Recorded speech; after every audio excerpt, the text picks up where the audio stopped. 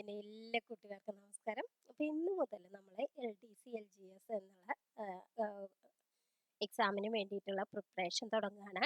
അപ്പോൾ അതിൽ മാത്സിൻ്റെ സാമ്പിൾ പേപ്പറാണ് നമ്മൾ ചെയ്യുന്നത്. സാമ്പിൾ പേപ്പർ എന്ന് വിചാരിച്ചെന്ന് വെച്ചെങ്കിൽ നമ്മളെ എല്ലാ സിലബസും കവർ ചെയ്യണ രീതിയിലാണ് ഓരോ ദിവസവും ക്വസ്റ്റ്യൻസ് ഉണ്ടാവുക. അപ്പോൾ ഒരു 10 ക്വസ്റ്റ്യൻ ആണ് എങ്കിൽ 10 വെവ്വേറെ തരം ക്വസ്റ്റ്യൻസ് ആണ് നമ്മൾ സെറ്റ് ചെയ്യുക. അപ്പോൾ നിങ്ങൾക്ക് ഇനിയും കൂടുതൽ ദിവസങ്ങളിൽ ഇത് കിട്ടിക്കൊണ്ടേയിരിക്കും. അപ്പോൾ നിങ്ങൾക്ക് നമ്മുടെ ചാനൽ സബ്സ്ക്രൈബ് ചെയ്യുക.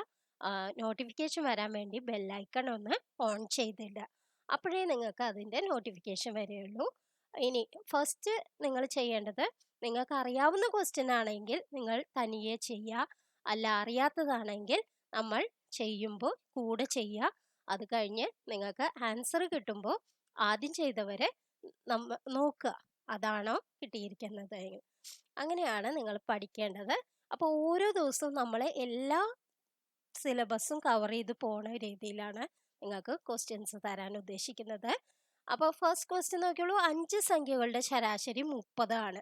ആദ്യ 2 സംഖ്യകളുടെ ശരാശരി 25 ആയാൽ അവസാനം 3 സംഖ്യകളുടെ ശരാശരി എന്ത്? എങ്ങനെയാണ് നമ്മൾ ചെയ്യുക? നമുക്ക് ആദ്യം അറിയാം ശരാശരി എങ്ങനെയാണ് കണ്ടുപിടിക്കുക. ശരാശരി എന്ന് പറഞ്ഞാൽ തുക ഡിവൈഡഡ് ബൈ എണ്ണം അല്ലെ. തുക ഡിവൈഡഡ് ബൈ എണ്ണമാണ് ശരാശരി. അപ്പൊ നമുക്ക് ഇതിന്ന് നമുക്ക് 5 സംഖ്യകളുടെ ശരാശരി തന്നുണ്ട്. അപ്പൊ നമുക്ക് തുക കണ്ടുപിടിച്ചൂടെ? എങ്ങനെയാണ് തുക കണ്ടുപിടിക്കുക? ശരാശരി ഇൻറ്റു എണ്ണം അല്ലെ. ശരാശരി ഇൻറ്റു എണ്ണം. ശരാശരി എത്രയാന്ന് പറഞ്ഞിട്ടുണ്ട്? 30 ആണെന്ന് പറഞ്ഞിട്ടുണ്ട്. എത്ര സംഖ്യകളാണ്? 5 സംഖ്യകളാണ്. അപ്പൊ ടോട്ടൽ എത്രയായി? 150 ആയി അല്ലെ. ഇനി അടുത്തത് എന്താ പറഞ്ഞേക്കണേ? 2 സംഖ്യകളുടെ ശരാശരി 25. അപ്പൊ അതിന്റെ തുക എത്ര വരിക? 25 ഇൻറ്റു 2 അല്ലേ വരിക. അതെത്രയാണ്? 50 ആണ് വരിക അല്ലെ. ഇനി നമുക്ക് കണ്ടുപിടിക്കേണ്ടത് എന്താണ്? 3 സംഖ്യകളുടെ ശരാശരി, അവസാനം 3 സംഖ്യകളുടെ ശരാശരി. അപ്പൊ നമുക്ക് എന്തൊക്കെ കിട്ടിയിട്ടുണ്ട്? തുക, ആകെ സംഖ്യകളുടെ തുക എന്ന് പറയുന്നത് 150 ആണെന്നും കിട്ടിയിട്ടുണ്ട്. 2 സംഖ്യകളുടെ തുക എന്ന് പറയുന്നത് 50 ആണെന്നും കിട്ടിയിട്ടുണ്ട്. അപ്പൊ നമുക്ക് അവസാനം 3 സംഖ്യകളുടെ തുക കണ്ടുപിടിച്ചൂടെ? എങ്ങനെയാണ്? 150 മൈനസ് 50 ചെയ്താൽ മതി. അപ്പൊ നമുക്ക് 100 എന്ന് കിട്ടി. അപ്പൊ ഈ 3 സംഖ്യകളുടെ തുക 100 ആണെങ്കിൽ ശരാശരി എന്ത് വരും? ശരാശരി എന്ന് പറയുന്നത് 100 ഡിവൈഡഡ് ബൈ എത്ര എണ്ണം ഉണ്ട്? 3 എണ്ണം അല്ലെ. 100 ഡിവൈഡഡ് ബൈ 3 എന്ന് പറയുന്നത് എത്രയാണ്? 33.33 ആണ്. അപ്പൊ ഇതാണ് ആൻസർ. 100 ബൈ 3 അറിയില്ലേ ചെയ്യാൻ? 100 ഡിവൈഡഡ് ബൈ 3. 3 9 10 വീണ്ടും വരും. അപ്പൊ 3 9. ഇനി നമുക്ക് 1 ശിഷ്ടം വന്നു അല്ലെ. അപ്പോൾ നമുക്ക് പോയിന്റ് ഇടാം, പിന്നെ 0 ഇടുക, 10ൽ 3, ഇങ്ങനെ നമുക്ക് 33.333 അങ്ങനെ പോകും. അപ്പൊ ഇതാണ് സി എന്നുള്ളതാണ് ആൻസർ. നെക്സ്റ്റ് ക്വസ്റ്റ്യൻ നോക്കാം. 0.5 പ്ലസ് 0.3 ഈക്വൽ ടു. 0.5ഉം 0.3ഉം കൂടി കൂട്ടുക എങ്ങനെയാണ്? 0.5 പ്ലസ് 0.3 ഇങ്ങനെയാണ് ഒരു കൂട്ടുക. 5 3ഉം 8, 0.8 എന്നുള്ളതാണ് ആൻസർ. ഇത് സിമ്പിൾ ക്വസ്റ്റ്യൻ ആണ്, പക്ഷേ സിമ്പിൾ ക്വസ്റ്റ്യനും നമുക്ക് വരാനുണ്ട്. നെക്സ്റ്റ് ക്വസ്റ്റ്യൻ നോക്കാം. ഒരു വസ്തു 10% നഷ്ടത്തിന് വിറ്റപ്പോൾ വില 810 രൂപ ആയിരുന്നു. വാങ്ങിയ വില എന്ത്? 10% നഷ്ടത്തിന് വിറ്റു എന്ന് പറഞ്ഞാൽ എത്ര ശതമാനത്തിനാണ് വിറ്റത്? ആകെ വിലയുടെ 90%-നാവും വിറ്റുണ്ടാവുക അല്ലെ. ആകെ വില എന്ന് പറയുന്നത് എക്സ് എന്ന് കണ്ടിട്ടുണ്ട് വെച്ചെങ്കിൽ അതിന്റെ 90% എന്ന് പറയുന്നത് എത്രയാണെന്ന് തന്നിട്ടുണ്ട്? 810 രൂപയായിരുന്നു എന്ന് പറഞ്ഞിട്ടുണ്ട്. അപ്പൊ എക്സ് എങ്ങനെയാ കണ്ടുപിടിക്കുക? എക്സ് ഈക്വൽ ടു 810 ഇൻറ്റു ഇത് അങ്ങോട്ട് കൊണ്ടുപോകുമ്പോൾ ഇൻറ്റു 100 ആവില്ലേ, ഡിവൈഡഡ് ബൈ 90. ഈ 0 വെട്ടിക്കളയാം. 9 പ്രാവശ്യം. അപ്പൊ നമുക്ക് എന്താ വരിക? 900 എന്നുള്ളതാണ് ആൻസർ വരിക. അപ്പൊ നോക്കി നോക്കൂ, 900ന്റെ 10% എന്ന് പറയുന്നത് എത്രയാണ്? 90 ആണ്.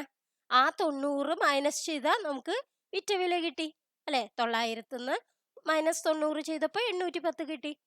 അപ്പൊ ഇങ്ങനെയാണ് നമ്മൾ ഓരോന്നും മനസ്സിലാക്കി ചെയ്യേണ്ടത്. നെക്സ്റ്റ് ക്വസ്റ്റ്യൻ നോക്കാം. റൂട്ട് 484. 484ന്റെ വർഗമൂലം എങ്ങനെ കാണാം? 484 നമുക്കറിയാം 20 ഇൻറ്റു 20 എന്ന് പറഞ്ഞാൽ 400 ആണെന്ന് അറിയാം. അപ്പൊ 20നും കൂടുതലാവണം അല്ലേ?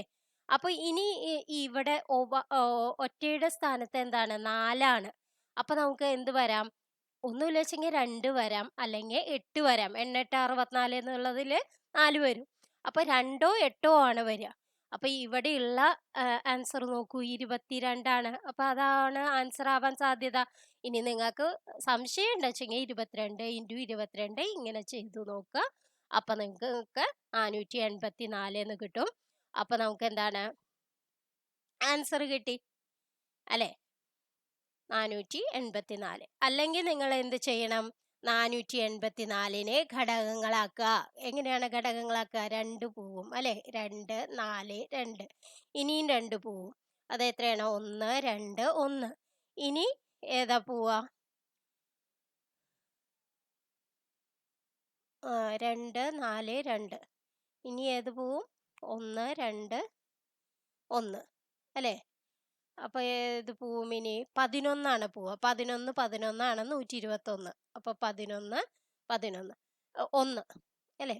അപ്പൊ നമുക്ക് എന്ത് കിട്ടി? 2 × 2 × 11 × 11. ഇനി വർഗ്ഗമൂലം എങ്ങനെയാ കാണുക? റൂട്ട് കാണുമ്പോൾ റൂട്ടിന്റെ വെളിയിലേക്ക് വരുമ്പോൾ ഒരെണ്ണേ എടുക്കുള്ളൂ അല്ലെ? 2 എടുക്കണം, 11 എടുക്കണം, അത് ഗുണിച്ചെഴുതണം. 2 × 11 എത്രയാണ്? 22. ഇങ്ങനെയാണ് നമ്മൾ ശരിക്ക് നോർമലായിട്ട് ചെയ്യുക. പക്ഷെ നമുക്ക് വേഗത്തിൽ ചെയ്യാൻ വേണ്ടിയിട്ടാണ് ഞാൻ 20 × 20 400 ആണെന്ന് അറിഞ്ഞു വെച്ചെങ്കിൽ പിന്നെ അതിന് മേലെയുള്ളതാണെന്ന് നമുക്കറിയാം. അപ്പൊ 22 നോക്കാൻ പറ്റുള്ളൂ. കാരണം 23 നോക്കാൻ പറ്റില്ല. 23 ആവുമ്പോൾ 3 × 3 9 ഒറ്റയുടെ സ്ഥാനത്ത് വരിക. അതല്ല. അപ്പൊ നമുക്ക് എന്തായാലും 22. 21 വരുമോ? ഇല്ല. 1 × 1 1 ഒറ്റയുടെ സ്ഥാനത്ത് വരിക. അപ്പൊ അങ്ങനെയൊക്കെ നോക്കുക. വേഗത്തിൽ നോക്കാൻ വേണ്ടി നമ്മൾ അങ്ങനെയൊക്കെയാണ് കൂടുതലായിട്ടും ചെയ്യേണ്ടത്. നെക്സ്റ്റ് ക്വസ്റ്റ്യൻ നോക്കൂ. 2 സംഖ്യകളുടെ LCM തന്നിട്ടുണ്ട്. LCM എന്ന് പറഞ്ഞാൽ ലസാഗു ആണ് കേട്ടോ. ലസാഗു. HCF എന്ന് പറഞ്ഞാൽ എന്താണ്? ഉസാഖ. ഉസാഖ ആണ്. അപ്പോൾ LCM ഉം HCF ഉം തന്നിട്ടുണ്ട്. ഒരു സംഖ്യയും തന്നിട്ടുണ്ട്. അപ്പൊ മറ്റേ സംഖ്യ എങ്ങനെയാ കാണാ? 2 സംഖ്യകളുടെ ഗുണനഫലം എന്ന് പറയുന്നത് HCF × LCM ആണ്. അപ്പോ ഒരു സംഖ്യ നമുക്ക് തന്നിട്ടുണ്ട് 15 എന്ന്, മറ്റേ സംഖ്യ x എന്ന് കൊടുത്തു. ഈക്വൽ ടു HCF എന്ന് പറയുന്നത് എത്രയാണ്? 5 ആണ്. 5 × LCM എന്ന് പറയുന്നത് എത്രയാണ്? 60 ആണ്. അപ്പൊ നമുക്ക് x കണ്ടുപിടിച്ചൂടെ? x എങ്ങനെയാണ് കണ്ടുപിടിക്കുക? 5 × 60/15 അല്ലെ? 3 5 15. ഇവിടെ 5 ഒരു പ്രാവശ്യം, ഇനി 30ല് 20 പ്രാവശ്യം അല്ലെ? അപ്പൊ ഏതാണ് ആൻസർ? 20. ഇനി നമ്മൾ നോക്കി നോക്കൂ. 20 × 15 എന്ന് പറഞ്ഞാൽ എത്രയാണ്? 300 ആണ്. അത് തന്നെയല്ലേ ഇവിടെ 6 × 5 30 300 എന്ന് കിട്ടുന്നില്ലേ? അപ്പൊ അത് ശരിയാണ്. നെക്സ്റ്റ് ക്വസ്റ്റ്യൻ നോക്കാം. ഒരു ബസ് 55 km/h വേഗതയിൽ ഓടുന്നു. 220 കിലോമീറ്റർ ദൂരം കടക്കാൻ എത്ര സമയമെടുക്കും? എങ്ങനെയാണ് നമ്മൾ കാണുക? സമയം കണക്കാക്കണം അല്ലെ? സമയം എന്ന് പറഞ്ഞിട്ട് വെച്ചെങ്കിൽ എന്താണ്? ദൂരം ബൈ വേഗതയാണ് സമയം. ദൂരം ബൈ വേഗതയാണ് സമയം. അതായത് വേഗത ഈക്വൽ ടു ദൂരം ബൈ സമയമാണ്. അപ്പൊ അതിന്ന് നമുക്ക് സമയം ഈക്വൽ ടു ദൂരം ബൈ വേഗത എന്ന് എഴുതാൻ പറ്റും.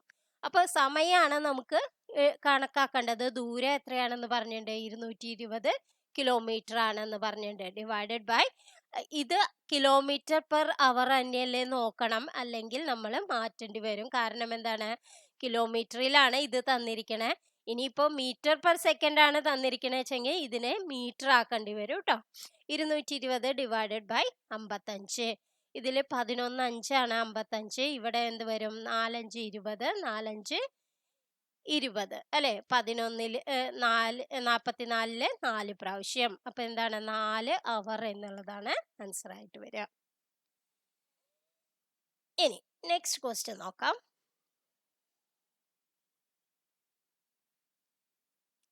എട്ട് പേർക്ക് ഒരു ജോലി 12 ദിവസം കൊണ്ട് പൂർത്തിയാക്കാം. 16 പേർക്ക് അതേ ജോലി എത്ര ദിവസം കൊണ്ട് പൂർത്തിയാക്കാം? അപ്പൊ 8 പേര് 12 ദിവസം കൊണ്ട് പൂർത്തിയാക്കണ ജോലി. അപ്പൊ ആകെ ജോലി നമുക്ക് എങ്ങനെ എഴുതാം? ആകെ ജോലി എന്ന് പറയുന്നത് എന്താണ്? 8 പേര് 12 ദിവസം. 8 ഇൻറ്റു 12 ആണ്. അപ്പൊ ഇനി നമ്മളൊക്കെ എന്താ പറഞ്ഞേക്കണേ? 16 പേർക്ക് അതേ ജോലി ചെയ്യാൻ എത്ര ദിവസം വേണം? അപ്പൊ നമ്മൾ എന്ത് ചെയ്യണം? 8 ഇൻറ്റു 12നെ നമ്മൾ എത്ര കൊണ്ട് ഡിവൈഡ് ചെയ്യണം? 16 കൊണ്ട് ഡിവൈഡ് ചെയ്യണം. അപ്പൊ നമുക്ക് ആൻസർ കിട്ടി. അപ്പൊ എന്താണ്? 12/2 6 എന്നുള്ളത് ആൻസർ കിട്ടി. വേഗത്തിൽ ചെയ്യാൻ പറ്റണ ക്വസ്റ്റ്യൻസ് ആണ് നമുക്ക് LGSനും LDCക്കും ഒക്കെ നമുക്ക് ചോദിക്കാറ്. അതുകൊണ്ടാണ് കൂടുതൽ ഇനി കൂടുതൽ ദിവസങ്ങളാവുമ്പോൾ നമുക്ക് കുറച്ചും കൂടി കട്ടിയുള്ള ക്വസ്റ്റ്യൻസ് നമുക്ക് നോക്കണം. അപ്പോൾ ആദ്യം നമ്മൾ ആദ്യം ഈസി ആയിട്ടുള്ള ക്വസ്റ്റ്യൻസ് ഒരുവിധം ചെയ്ത് കഴിഞ്ഞാൽ നമുക്ക് കൂടുതൽ ക്വസ്റ്റ്യൻസ് ഇത്തിരി ഡിഫിക്കൽട്ട് ആയിട്ടുള്ളതും നമുക്ക് നോക്കാവുന്നതാണ്. ഇനി ഇത് എങ്ങനെയാ ചെയ്യുക? ഇത് ബോർഡ് മാസ് റൂൾ ഉപയോഗിക്കണം കേട്ടോ. ഇത് ചെയ്യുമ്പോൾ ബോർഡ് മാസ് റൂൾ ഉപയോഗിക്കണം. അതായത് ബ്രാക്കറ്റ് ഉണ്ടെങ്കിൽ അത് ചെയ്യണം. പിന്നെ എന്താണ്? ഓഫ് ഉണ്ടെങ്കിൽ അത്, പിന്നെ ഡിവിഷൻ, പിന്നെ മൾട്ടിപ്ലിക്കേഷൻ, പിന്നെ അഡീഷൻ, പിന്നെ സബ്ട്രാക്ഷൻ. അതാണ് ബോർഡ് മാസ് റൂൾ. അപ്പൊ നമ്മൾ ഇതിൽ ആദ്യം എന്താ ചെയ്യേണ്ടത്? ബ്രാക്കറ്റ് ചെയ്യണം. 3 ഇൻറ്റു 1 എത്രയാണ്? 3. 3 ഇൻറ്റു 1 3 ഇനി അപ്പൊ ഇതെന്തായി? 6 - 2 + 3 ആയി. ഇനി എന്താ ചെയ്യണ്ടേ? ഡിവിഷൻ ഇല്ല, മൾട്ടിപ്ലിക്കേഷൻ നമ്മൾ ചെയ്ത് കഴിഞ്ഞു അല്ലെ? മൾട്ടിപ്ലിക്കേഷൻ ഇല്ല, അഡീഷൻ ഉണ്ട്. ഇനി 2 അല്ലെ? -2 6 - 2 + 3 ആണ് അല്ലെ? അപ്പൊ എന്ത് വരും? -2 + 3 എന്ന് പറഞ്ഞാൽ 1 വരും. 6 + 1 എത്രയാണ്? 7 അല്ലെ? അല്ലെങ്കിൽ നിങ്ങൾ ഇത് ചെയ്താലും മതി. 6 3 9 9 - 2 7 എന്ന് കിട്ടും. നെക്സ്റ്റ് ക്വസ്റ്റ്യൻ നോക്കാം. 12 പേർക്ക് ഒരു ജോലി 8 ദിവസം കൊണ്ട് പൂർത്തിയാക്കാം. 16 പേർക്ക് അതേ ജോലി എത്ര ദിവസം കൊണ്ട് പൂർത്തിയാക്കാം? ഇതേപോലെ ഒരു ക്വസ്റ്റ്യൻ നമ്മൾ ചെയ്തു.